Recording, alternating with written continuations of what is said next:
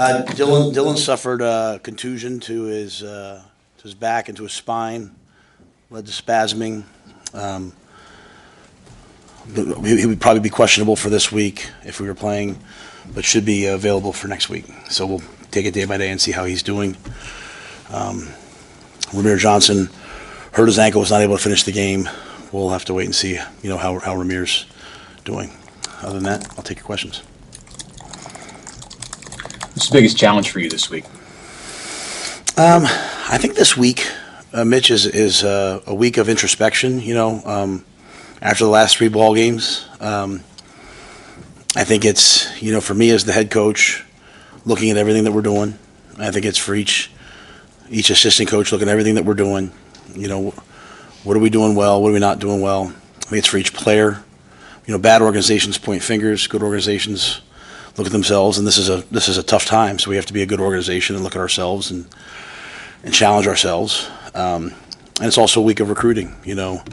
That was disappointing on Saturday. Yet I'm in the office at 9 o'clock on Sunday, meeting with recruits that were there and came in the next day because they do see a great game day atmosphere, a great place. They see us playing freshmen, and so you will hit the road as well. So I think it's a lot of, like I said, a lot of introspection. At the same time, we have to get ready for USC, and so we're gonna game plan them today. We're treating this this isn't a bye week. This is a game week for us. We're staying here late tonight working on USC. We worked on USC yesterday, so probably those 3 things kind of in a combination. Given the struggles on offense, it's 18.1 points a game in that conference. Would you consider changes to help jumpstart it? I think my job's always to consider everything. I think part of that is what are the problems, what are the issues. It's looking at everything. So I think one of the first things I'm doing this week is I have a lot of friends in the business. Had some outside people kind of come in and look at, hey, tell me what you see, and I think that's probably at least in my history, one of the best things you can do is just have a fresh set of eyes, look at it. And so I'm going to have some people that I trust look at both us on offense and on defense, and kind of look at what we're doing, and then go from there. They come in here physically. Yeah, I'll bring people in here this week. From your perspective, what do you feel like is not working with the offense?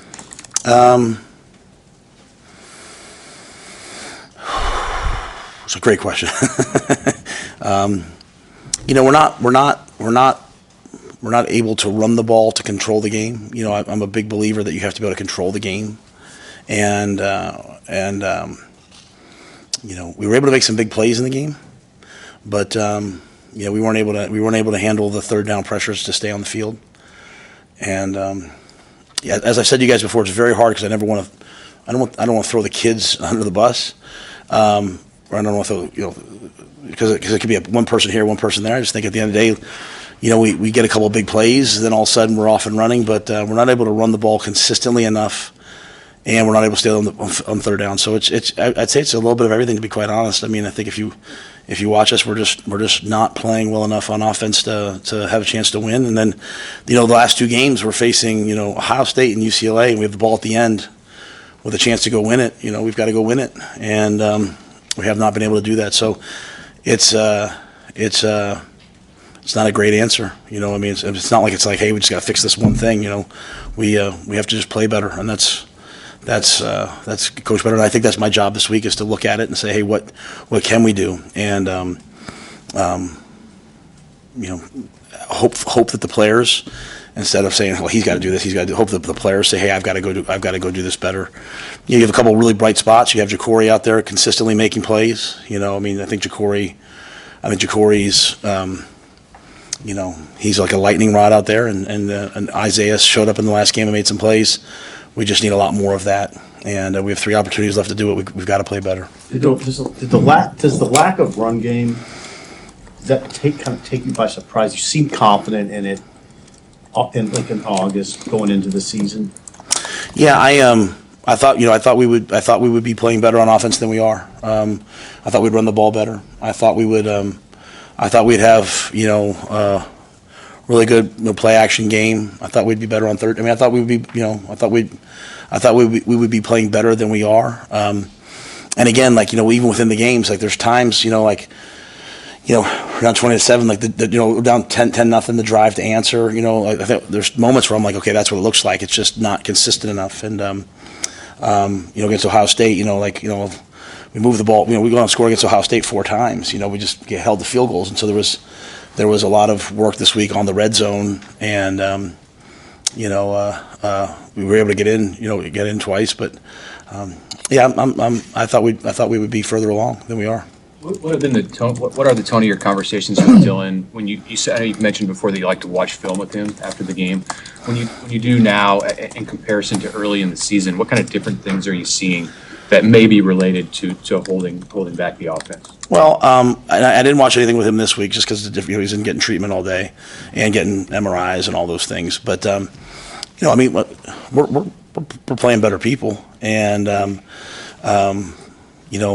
one of the reasons why, when I recruited Dylan, and when I recruited Danny, I sort of talked about like, hey, come here and this is an opportunity if you can win the job. One of the benefits is playing early. And you go through, and when you play early, everything's not going to be a sunny day. You know what I mean? And you learn how to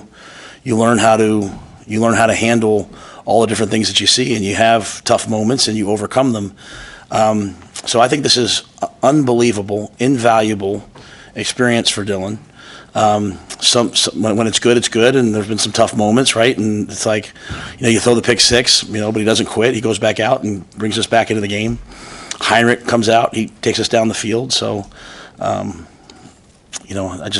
this is the Big Ten. This is a whole new world, a whole different league, and every week you have to be at your best. We haven't been consistent enough, but I think for a young freshman quarterback, this is on the job. This is on the job training. This is on the job learning. I mean, they're bringing. They took both. We've had. This is not an excuse. This is not an excuse. But we have seen different. We've had 3 straight teams coming off a bye, going into our 4th one. We've seen so many different things about. The third down packages we've seen people cook up for us. It's nothing, and so you're on the side, and Dylan's having to compute it and learn it, as are the O-linemen. And then in the second half, I thought we were better. I think at one point we were like 1 for 7, and then I think we finished much better than that. So if you can just weather the storm as a young player, you say to yourself, what am I supposed to be learning? And then you learn all these things, and that's, like we played Tom Brady when I was in Carolina. We kept bringing this like zero look against him, and we got him a couple times, and then the third time, he threw us a glance against us. He signaled it, and he saw it and burned us. And it's like, he has such a Rolodex in his brain. I think Dylan's building a Rolodex that, while it's frustrating right now, if he weathers the storm, he'll have so much experience. And as things get better, he'll be a unique player. How do you feel like Marcus Satterfield's calling the games? I think that's part of my job this week is to look at it. I think I don't have tremendous issues at times like, why do we call this, why do we call that? Because all those things are kind of game planned during the week. Are we game planning the right things during the week? That might be one of the questions, we have to talk about and look at it.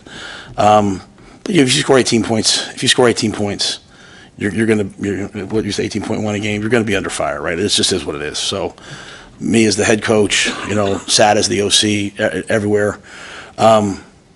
I think it's really, really important, though, that our players take accountability in it as well, right? Like, we don't call any plays that they can't execute. And when they, it's kind of like a slippery slope. It's like when they jump up and make the catch, it's like, hey, great job, Isaiah. But when they jump up to make the catch and they don't make the catch, it's like, come on, Sat. And so I just want all of us in the program to all take accountability together. And that's the introspection I talked about this week. So, we're looking at everything, and the same thing on defense. We can't go out there on defense and let them just go right down the field against us. When they took the ball, it was a smart move by them. Had we won the toss, I probably would have taken the ball because they've been really hot early, but we didn't play defensively the way we've been playing. And but yeah, 18.1 points a game, you're going to take. There's nothing you can say. It's just not good enough. So Satterfield calls that play at the start of the quarter. Actually, people would say it was a pretty good call. Dylan missed the read. He admitted that. But on the subsequent drive, I think you guys ran it like 4 times in a row. Was that Sat committing to the run, or did you interject there and say, no, we're going to run the football? I didn't. I don't know that. I don't think that I interjected anything. I don't know that I remember the exact exchanges. I mean, we had a game plan going in of, hey, we're going to had certain runs that we liked, and early in the game, they went 8 minutes. We went 3 plays. They went, whatever, and so we didn't really have a ton of opportunities in the first half, but we knew based upon the way that they've played that you're going to have more opportunities in the second half. But in terms of that exact frame, I mean, when you get down, like when we were down against Indiana, and we were down this game, typically when you're down 20-7 or 20, I usually will say, hey, don't panic here, like guys, like don't panic, just go back to the game plan. Don't worry about what the score is. Like, just go down and score a drive. Like, there's some questions. I got asked after the game. I got to ask some questions about like when you're down 2 scores. The thing that I've learned, and you study all the analytics, is like just go down and score. Don't rush. Go down and score the first one. If you trust your defense, you'll get the ball back with a chance to win the game. And so, but that was, if I say anything, it's probably that. And I don't know if I'm answering your question, but yeah, but there was no like, hey, a directive from me or anything like that. I don't believe.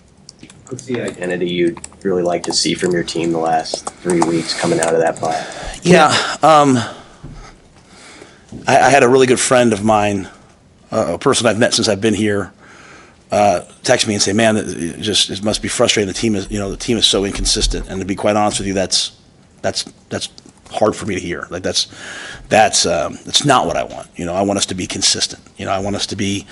I'm a same guy every day. I do the best that I can. Same guy every day. And so I think I really have to look at my approach. You know what I mean? I think I have to really look at, the way that I'm doing things with our team.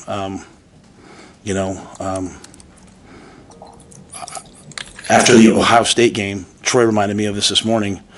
I said to you guys, if, we played hard against Ohio State, but if we don't back it up next week, then it's all for naught. And I didn't like the way we played on Saturday. And so I'd like to see us have 3 games where we go out and we absolutely fight, scratch, claw, and compete. And, that's honestly, that's the danger with my job's hard in that's the danger with all the SAT stuff. Yeah, it's not good enough. We get that. But then it takes all the pressure off of the guys that are on the field. Like, hey, go make a play. Like, go catch a ball and make a play. Like, you can't catch the ball and fall down. You got to catch the ball and go make a play. And that's the slippery slope of this world. And so I think I have to really look at my approach this week. Am I being demanding enough? Am I being tough enough? Am I being hard enough? In a day and age where everyone says to be, the kids are anxious, be easier on them. But then, I was disappointed on Saturday with the way it looked. So, I love the kids. I love the guys. I want them to be great, and I see greatness in so many of them that's just kind of. So the last 3 games, I'd like to see that greatness emerge and see them play their best football and see them just all out compete and fight. And so this will be a real week for us, right? There's a lot that has to happen this week. What is your practice approach for the bye week as far as what you'll do with your team? And is it a week of work with the recruiting and everything you guys got to manage this week? Yeah, so we'll practice Tuesday, Wednesday, Thursday, all USC practices. This won't be like a developmental. We'll get ready for the game. I'll leave Wednesday night to go recruiting. I'll just trust the coaches that are in to coach on Thursday. Then we'll give the guys, Friday, Saturday off. We'll recruit Friday. I'll recruit Wednesday, Thursday, Friday. And then we'll practice Sunday night. Against Indiana, I kept the normal Monday schedule. I think we'll go Sunday and then give them Monday off, so that way we just kind of get them back. So this is a pivotal time, right? We got a bunch of great seniors. We got 3 games that I'd like to see them go out and compete in. So we'll focus our attention the next couple of days on just USC, and at the same time, it's like kind of going back to what the other questions, like, hey, what can we do well, but also USC as well. So. You guys have a lot of time this week, not so you're not getting ready for a game, but how important is to keep the guys mentally positive, and how much of that burden lies on your players rather than the coaches being cheerleaders? Yeah, that's exactly right. It lies on the players. Okay, like I believe this. I've always believed this. Players win games. I try to do a good job of protecting the players. But at some point, like you got to go out there and play. You got to go out there and make the plays. You got to go out there and do what you're capable of. I'm not, I've been here a year and a half now, 2 years almost. I'm not doing I'm afraid to make a mistake. I'm afraid, I'm not doing that anymore. Like I just want the guys that want to go out and compete. We got enough of them. I want them to go out and fly around and compete. You're going to make mistakes out there, yeah.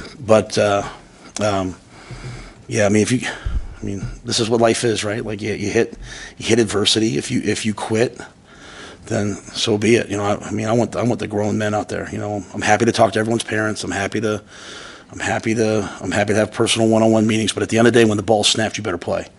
And that's what these weeks are for. To go out there and establish who you are. So great opportunity for some of the young guys. To go out there, and I keep bringing up like Jacory and Vincent and Shavers and those guys. Like when the ball snapped, they play.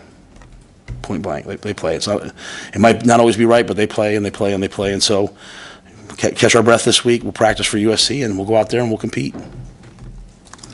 Besides Dylan, do you think you'll get Hartzog back, or what's your health otherwise? Yeah, Tommy. Tommy went into the game. Tommy played. I think another week. I think Tommy will be even better. I think Malcolm was available, kind of like if we needed him. He was available. He made tremendous progress in a short amount of time.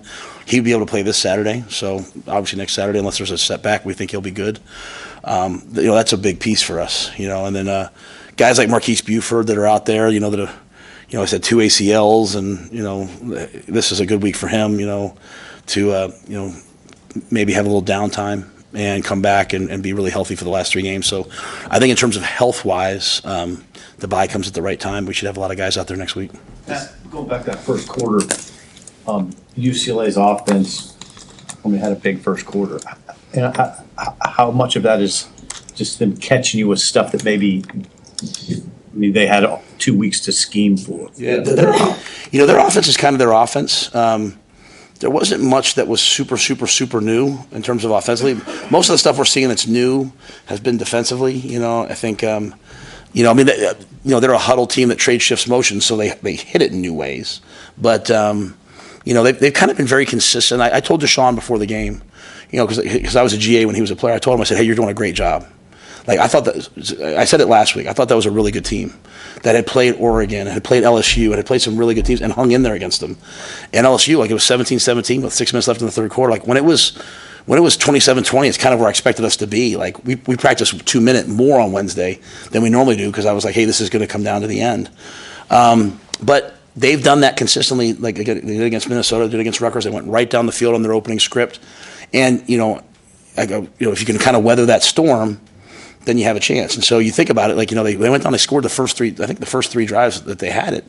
And then we settled down, and then they scored one more time the entire game. So, they got the quarterback playing really, the quarterback Garbers was playing really well. And we never really hit him.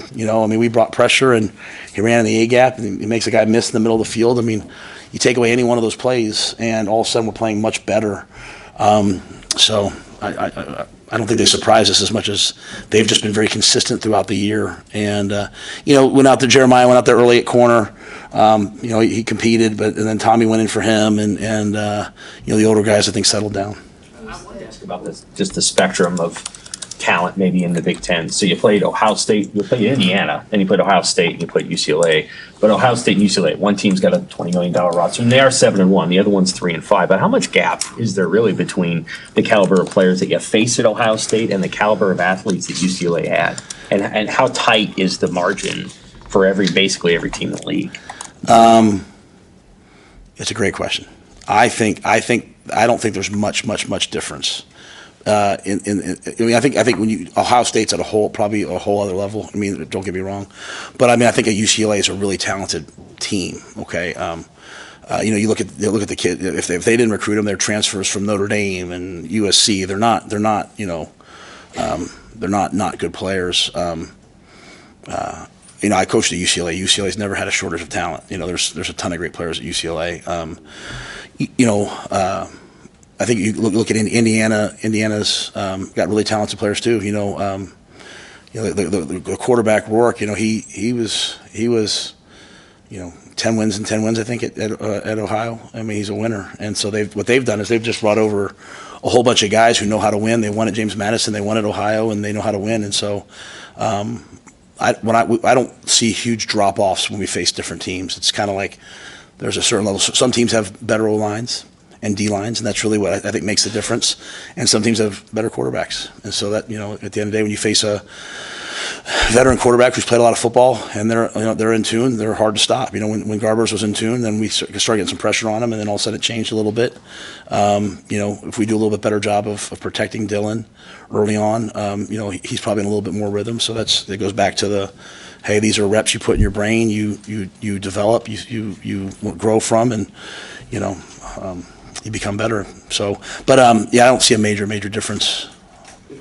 People who've covered the team for quite some time have seen Nebraska play incredibly well against high teams, Michigan 21, Ohio State last week. And then it feels like there can be these moments where the play is at the level of the opponent. How do you eliminate that? Or do you think that that's accurate of the way you got it? It's a disappointing thing about the job that I'm doing. I've prided myself over the years of like, we're consistent. And I thought last year, like, we were consistent. Like, we were, and now this year it's not quite as consistent. And you're probably not supposed, head coach 101, you're not supposed to say those things in a press conference, but I owe it to everyone to be honest. Like, I'm trying to find a way to get the players to be more consistent. And so this is probably the first time you guys have heard me say the players have to play. Like they have to play. They can't just say like, oh man, did you read what they're saying about Sat? Like, but you are Sat. You are the offense.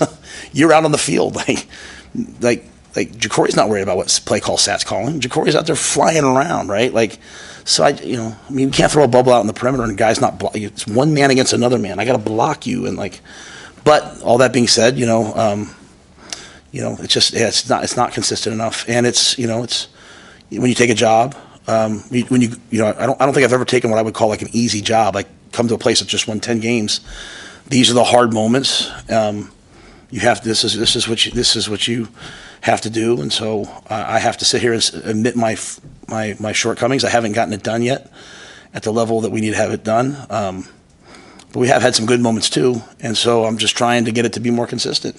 And that starts with looking at the coaches, looking at the players, being honest. If I'm honest and they're not, then so be it. So I don't know if I'm answering you, but that is kind of what's happening, to be quite honest with you. That is, and if you have that roster, some of the rosters, if you have that Ohio State roster, like if you think about our game, you think about our game against Ohio State. We moved the ball in Ohio State, but we had to kick field goals in the red zone. Kept it close, and then they went and ended up winning the game in the fourth quarter. UCLA moved the ball against us. We held them to field goals. Then we had a chance to go win the game at the end. You're gonna have some games that are up and down, but I have to find a way to get this team to be more consistent. We have 3 games left, and that's why I hope that they block out everything, not the noise from you in general, the pointing fingers at each other. And I hope they block all that out and they just say, what can I do? Because that's what Marquise Buford deserves. Marquise Buford deserves a chance to go play in a bowl game, and that's what this program needs. This program needs to go to a bowl game, and